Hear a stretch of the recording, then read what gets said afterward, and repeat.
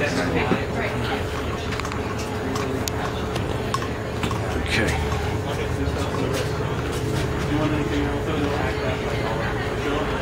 This is Jerry Carollo. Can you get me some fish and chips or some bangers and mash? Sorry, that's the BBC guy, and so I just wanted to prove that anything can happen. Hey, don't say anything when you come back.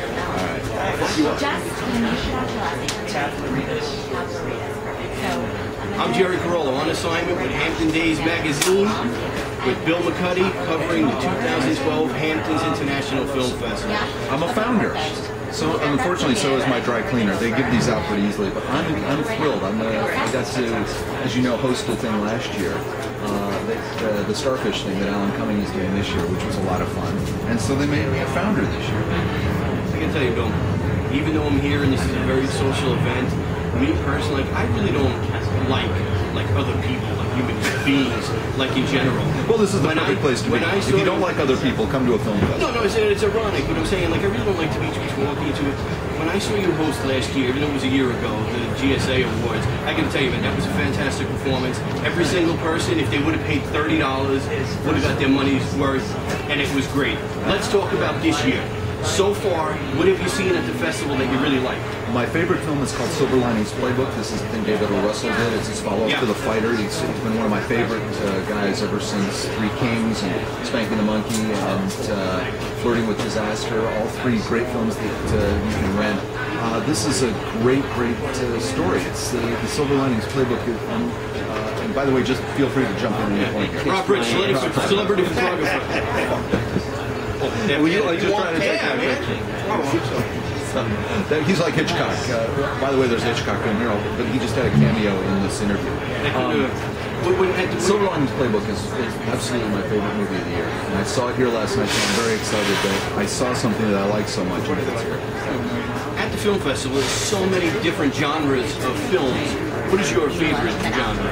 Well, I'm a big documentary guy. I think documentaries need a boost, and this is the kind of festival that gives them a boost. So anything that's real, I don't read, this is a terrible thing to say, but I tend to read more nonfiction than fiction. So I like real stuff, and there are a lot of great documentaries from around here. I have seen very few because I've been so busy running around doing what you're doing, trying to wrangle people and talk to them about their stuff. But I'm a big doc fan, so I like those. And I also I like to see directors that are trying new things.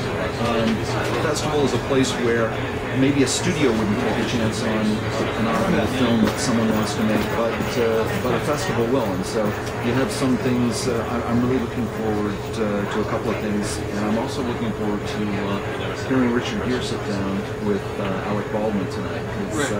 Alec is a very gifted, sort of off-the-cuff guy, and he could have a talk show if he wanted.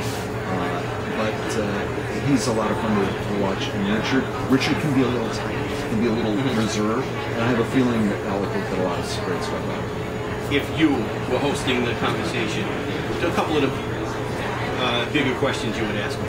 Well, I'm a huge fan of Arbitrage, which just launched on demand and also in theaters, and that's another thing that's exciting here. You see a lot of films that not only can you see at the festival, but if you can't make it here, will be video on demand. And so that model is changing, the whole business model about how films are made and where they get seen first. So I would want to know from him, Richard, how he feels about the model changing and how that you can call people at home and say, you don't have to go to the theater, just turn on your TV and buy my movie right now.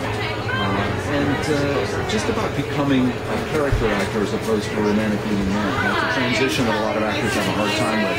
I don't think he's having difficult time with it. Okay. We're halfway through the festival. Are you do you have any duties this year? Well, I'm here reporting for something called The Daily, which is the iPad-only device. So I'm, scooping up stories wherever I can. I learned, for example, that Trudy Styler's husband Sting is writing a new musical. It's loosely based on him, and that's going to come to Broadway in 2014. We're going to break that piece of news right here. And then in The Daily, and I also contribute to Forbes.com. And I'm also on a New York One television show that for Time Warner Cable that just reviews video on demand. So I'm sort of wearing a lot of hats.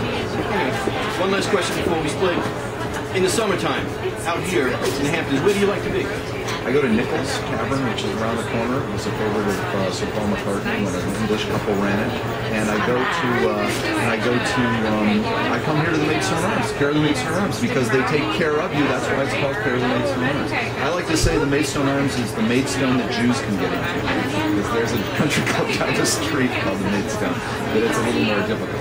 Just real quick, one little tip. Do you know that there's a place up on Fort Pond Road called Wolfie's Tavern, and you can still actually buy beer, like when, like after Sunday? Yeah. They don't There's a tell you pool table in there, and but see, I would get the crap kicked out of me. No, hell no, it's a cool place. They're permitted to sell you 6 packs of the beer, and you can take it in the bag and go, and it's all legal. But that's an inside tip for, maybe I'll catch up with it for 4th of July. Let's do the slap again. Do it without looking. Right here. Right, Closing out with Bill McCuddy, I am Jerry Carollo for Hampton Days Magazine. Beautiful. That's a take. You got it. Thank you. Sure, man. It's great. Use that Maidstone that Jews can